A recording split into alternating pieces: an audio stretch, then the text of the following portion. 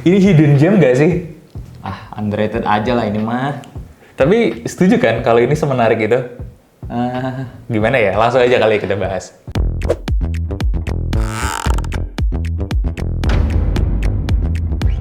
Halo guys, Dimas di sini dan kali ini gue bersama produser kita lagi, Evan. ya karena dia yang udah nyobain lari. Sepatu ini ya, gue belum nyobain lari. Kita balik lagi sama First Run 100 Sprint Pace. Betul. Nah langsung aja, first impression sepatu ini dipakai lari. First impressionnya ya. Gua sebenarnya entah kenapa heel dropnya merasa cukup tinggi.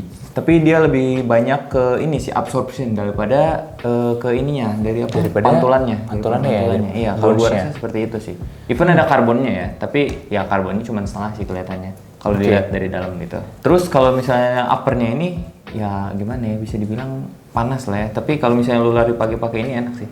Gitu aja Oke, sih. agak hangat ya. Nah, jadi buat yang belum kenal, ini adalah 100 Sprint Pace. Ini sepatu running awal ya dari 100 karena mereka baru-baru aja masuk ke running. Kayaknya baru beberapa bulan deh, setahu gue ya. Betul. Sebelumnya nama mereka itu lebih harum di bulu tangkis. Anyway, buat kalian yang anak-anak bulu tangkis mungkin udah nggak aneh karena 100 ini tuh sebenarnya terkenalnya selain sepatu bulu tangkis ya, equipment-nya juga. Yes, Jadi raketnya itu termasuk cakep, banyak banget diomongin di komunitas bulu tangkis. Dan jujur untuk sepatunya kita pun sangat impress sama sepatunya 100 ini. Nah, yang jadi pertanyaan adalah gimana kalau brand yang udah mulai rame di satu olahraga, dia masuk ke olahraga lain. Dan ternyata kalian pun banyak yang nanyain 100 Sprint Pace. Bahkan dari November, Desember kemarin tuh udah banyak yang nanyain ya.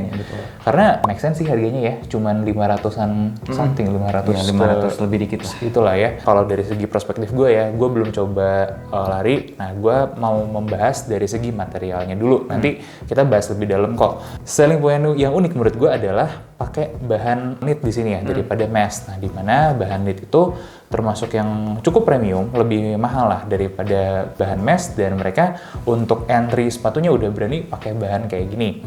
Nah, gimana perspektifnya tadi selain panas si bahan knitnya ini? Karena dia knit ya, kalau menurut gua dia bakal kerasa lebih berat sih. Karena lebih tebal, Iya, terus strukturnya lebih tebal. ya betul. pasti memang lebih banyak butuh benang-benangnya juga. Nah, cuman ada kelebihannya Pak. Apa tuh? Nah, kalau gue perhatiin nih, ini karena knit, bahan upper ini main banget. Buat kalian yang kakinya lebih lebar, ini jadinya lebih terakomodasi. Meskipun si sepatunya tuh sebenarnya narrow. Nih. Kelihatan banget narrow-nya. Sangat nampak, betul sekali.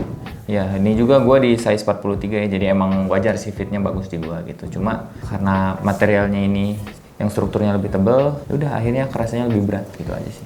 Cobain lari 12 kilo pakai 100 ini gimana? Ke kuku kaki aman nggak? Kuku kaki aman banget, masih aman. Terus kayak 12 km gue pakein ini cuma ya biasa aja sih sebenarnya, karena kayak sepatu running pada umumnya lah ya. Di kelas 500-an dia udah bersaing banget kalau menurut Oke, mungkin keywordnya buat yang khawatir aman atau enggak, blister atau enggak, setidaknya 12 km lari enggak ini ya, enggak bikin blister, masih aman aja ke kuku. Tapi ya namanya juga kelas segitu ya, 500-an sampai 700-an biasanya nggak terlalu beda jauh. Tapi emang material yang dipilih bagus sih kalau menurut gue. Setuju sih. Yang kurang apa coba? Yang kurang apa tuh? Desain.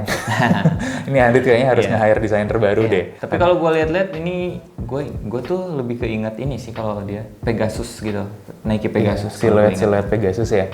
Kalau gue enggak sih, ini tuh kayaknya sesuatu yang mau di-achieve sama banyak sepatu ketika bikin ala-ala Ultra Boost. Nah, tapi dia punya karakter sendiri karena banyak elemen-elemen yang khas Ultra Boost banget di sini. Mulai dari uppernya nih, upper knit, kemudian di support dikerasin di bagian sini nih. Wah, ini Ultra Boost banget. Kemudian pakai bahan TPU dipanasin di beberapa ininya digabung dengan logo. Ini juga eksekusi khasnya Ultra Boost ya. Tapi karakternya beda, tetap secara desain masih lebih original gitu ya. Terus yang agak berbedanya itu adalah di collar, kemudian padding-paddingnya itu udah mulai beda nih sama Ultra Boost, dan di situ gue setuju kayak Pegasus karena somewhat bagian collarnya ini lebih ke Nike banget. Nah, kalau belakangnya, kalau gue sih ngelihatnya eksekusi ala-ala Adidas banget, jadi kayak kawin silang Adidas sama Nike gitu loh secara desainnya. Nah, cuman ini aja nih yang tali.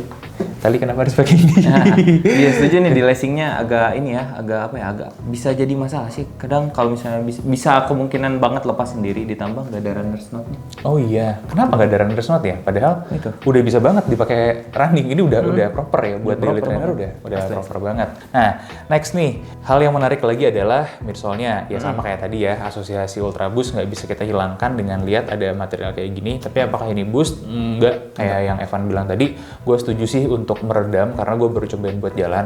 Lumayan jauh sebenarnya jalannya, tapi gue tidak menemukan pantulan gitu. Justru memang redaman di sini. Jadi ini sepatu cushion yang meredam. Karakternya kayak gitu ya buat daily training. Harusnya sih ideal buat by teori ya, ideal buat recovery. Tapi ya kayaknya Setuju. gimana ya? Kalau gue malah nggak setuju loh buat recovery. Oh iya? Karena gue lagi di kondisi yang ada masalah nih di lutut, jadi gue belum lari ya, udah 2 minggu nggak lari karena harus istirahat. Pakai sepatu ini tidak membantu untuk recovery, jujur-jujuran aja ini sih. Tapi untuk dipakai daily itu tetap enak, ternyata si midsole ini potensial juga buat dijadiin sneakers.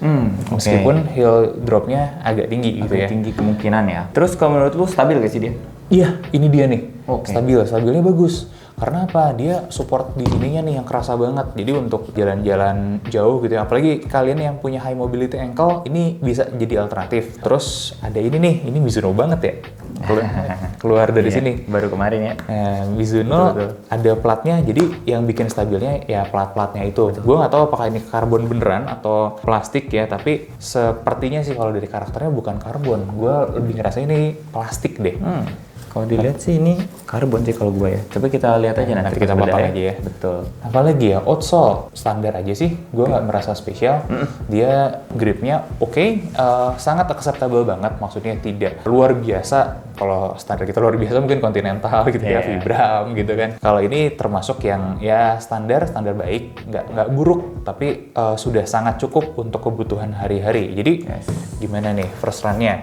Oh satu lagi mungkin yang belum kebahas nih, insole menurut gua ada salah satu yang harus diperhatikan sih menurut gua. Dia ini karakternya menurut gua memory foam sih. Oke. Menurut gua ini memory foam karena gua udah megang kayak 910 Futo tuh. Ini tuh 910 Chiru juga kayak gini nih. ini bukan memory foam, ini tuh kayak yang dipakai si Asics, apa sih namanya teh? Apa tuh? Ortolite atau apa? Ortolite. Serius? Iya. Ini karakter Ortolite ini. Ini karakter Ortolite. Gua sih nggak ngerasa kayak gitu ya. Memory foam itu kalau di gini ada jeda sebelum ngebalik. Nah ini kalau Ortolite itu enggak, dan Ortolite itu lebih foamy. Oh iya. Tuh kayak gini kan. Lubang-lubangnya. Kalau memory foam lebih rata biasanya. Nah tapi gue merasa ini siapa namanya, dia tuh lebih ke tenggelam aja waktu kaki gue masuk ke dalam sini. Jadi kayak kaki gue bakal jadi sejajar aja sama ini gitu. Itu mungkin jadi unik atau aneh ya. Nggak buruk sebenarnya, apalagi ini sepatu cushion sudah inline banget deh. Tapi buat orang-orang yang nggak biasa, ini jadi sesuatu yang harus, mungkin kalian harus tahu juga. Kurang biasa sih. Ada orang-orang yang nggak suka soalnya kalau mendelep masuk kayak gitu. Menurut gitu. Kalau gue tidak masalah, tapi mungkin lo nggak terlalu cocok kan? Iya agak terganggu lah istilahnya kayak gitu. Tapi ini masukan aja ya mungkin. Yang dari apa yang gue rasain gitu aja. Untuk menjawab pertanyaan apakah sepatu ini cocok untuk kalian pakai daily atau ada fitur-fitur apa lagi di dalamnya sebenarnya, langsung aja kalian nanti kita lanjutkan video ini dengan bedah 100 Sprint Praise. Kalian kalau penasaran sama sepatu ini, tinggalin aja pertanyaannya di kolom komentar karena jujur kita belum bisa kasih data gimana banget ya. Overall, ini adalah sepatu yang enak, jarang diomongin orang tapi harganya masuk akal sekali dan sangat bisa sekali untuk jadi daily training dengan standar material yang sudah rata-rata atas, jadi udah cukup baik. Eksekusi visualnya aja yang mungkin agak kurang ya, mungkin itu kali ya kenapa kurang digoreng. Tapi menurut POV kita ini adalah salah satu alternatif yang fresh nih untuk sepatu lari lokal. Sampai ketemu di bedah sepatu selanjutnya Dan first run selanjutnya, gue Dimas undur diri. gue Evan pamit undur diri. Jangan lupa like, comment, dan subscribe.